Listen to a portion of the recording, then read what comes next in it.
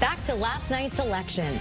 Connecticut's Democrats made major gains in the state house. Yeah, at least 5 Republican seats are now flipped. Democrat Nick Menapace defeated incumbent Republican Holly Cheeseman of East Lyme. And in Waterford, Republican Kathleen McCarty lost her seat to Democrat Nit Gauthier.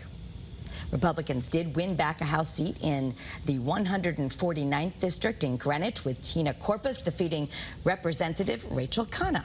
And another close race is in Torrington, where Representative Michelle Cook faced a strong challenge from Republican Joe Canino for the 65th district. In fact, those results are still not complete at this time.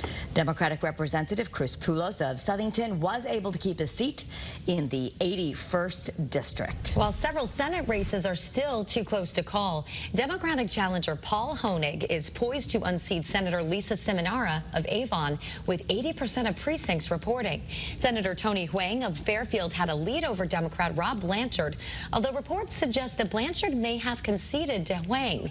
Meanwhile, Democratic Senator May Flexer in Windham is in a very tight race right now with Chris Reddy. All right, we'll continue to give you updates online and on air as the results come in these close races. And now we turn you